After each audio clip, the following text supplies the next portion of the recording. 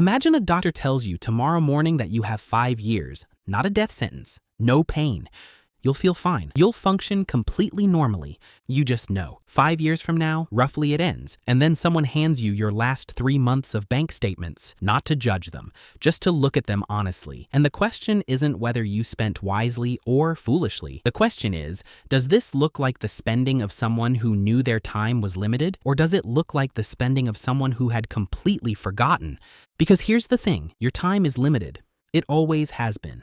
You just haven't had the appointment to remind you. My name is Sam. I've spent years asking the heavy questions about money, not how to make more of it, but what we're actually doing with the time it represents. This is the question that keeps me up most.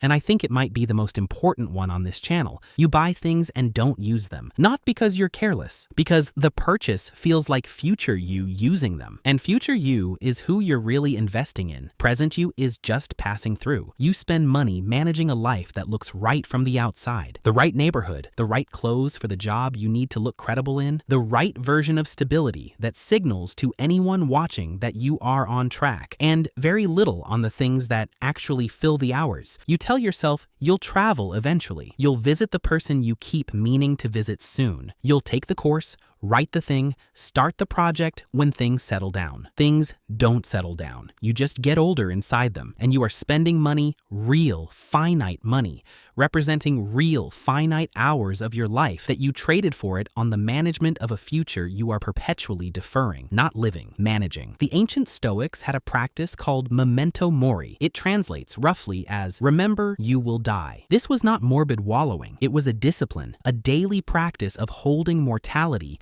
in conscious awareness so that the present moment would not be wasted. Roman Emperor Marcus Aurelius, one of the most powerful men in the history of the world, wrote to himself in his private journals, "You could leave life right now. Let that determine what you do and say and think." He wrote this to himself, repeatedly, not because he was dying, because he was alive and didn't want to forget it. The Stoics believed that human beings have a remarkable and dangerous talent, the ability to live as though time is infinite, to act as though decisions can always be revisited, to defer the things that matter to a future that feels guaranteed. 2,000 years later, behavioral economics confirmed what they suspected. Psychologist Daniel Kahneman, in his research on what he called temporal discounting, showed that human beings systematically undervalue the future and overvalue the present, except when it comes to doing meaningful things. Then we flip it. We tell ourselves the meaningful things are for later. The consumable things, the scroll, the distraction, the purchase that numbs the evening, those are for now. The trip can wait, the scroll can't, and we spend accordingly. In 2011, palliative care nurse Ware published a book called The Top 5 Regrets of the Dying. She had spent years sitting with people in the final weeks of their lives, asking them, simply, what they wished they'd done differently. The number one regret by a significant margin was this: I wish I'd had the courage to live a life true to myself, not the life others expected of me. Not, I wish I'd saved more. Not, I wish I'd worked harder. Not, I wish I'd bought the things sooner. The regret was about authenticity, about the gap between the life they actually wanted and the one they spent their money and time constructing. The second most common, I wish I hadn't worked so hard. The dying were not looking back, wishing for more income.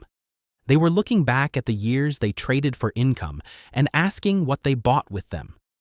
Psychologist Laura Carstensen at Stanford has studied this shift for decades under what she calls socio-emotional selectivity theory. She found that as people approach the end of life, whether through old age or serious illness, their priorities change dramatically. They stop caring about status. They stop optimizing for advancement. They start caring intensely about depth, about meaning, about the people they love. Carstensen's conclusion is both comforting and unsettling. We already know what matters. Somewhere deep, we've always known. We just behave as though we have infinite time to get to it. The 5-year diagnosis doesn't change your values. It removes the excuse to ignore them. Here's what is actually happening with your money right now. A significant portion of it is being spent managing anxiety about the future, insurance for futures that don't exist, upgrades to things that were already functional, purchases that signal stability and adulthood to people who are not paying attention. Another portion is being spent on the anesthetic. The scroll. The delivery that arrives because the evening needed to pass. The thing you bought not because you wanted it, but because wanting something felt better than feeling nothing. And a very small portion, if any, is being spent on the things you would spend on if you knew. The conversation with the person you keep meaning to call. The ticket to the place you have been saying someday about for 4 years. The time to make something that is entirely yours. Money is not just currency. It is the physical form of your time. Every unit of it, every pound, every dollar represents an hour of your life that you traded for it. And you are spending those hours, those irretrievable hours, on things that will mean nothing in the final weeks. The Stoics had a phrase for this. They called it living against nature.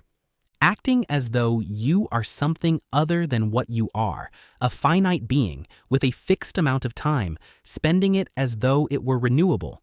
The reframe here is not spend recklessly. It's not YOLO, money doesn't matter. The reframe is align the spending with what you already know matters. You already know. You know the way you know a song you haven't heard in years the moment it plays? It's immediately familiar. You didn't forget, you just stopped listening. So here's the exercise.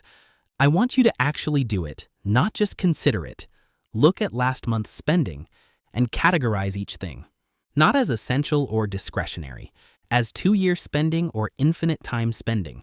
5-year spending is anything you'd still do if you knew. The call to the friend, the flight to see someone you love, the class that's been sitting in an open tab for 6 months, the thing that costs something but fills something real. Infinite time spending is everything you do because you've been behaving as though you'll never run out. You don't need the diagnosis to make the shift, you just need to borrow the clarity that it brings. The Stoics practiced memento mori not because it was depressing. They practiced it because it was the fastest route to gratitude. And gratitude, the real kind, not the performed kind, is the fastest route to spending, like your time is already precious. Because it is. It always was. If you looked at last month's spending and found mostly infinite time, comment someday below. And if this made you think of one thing you've been deferring, one thing that would make the 5-year version of you relieved, you finally did tell me what it is in the comment section. I'll read everyone.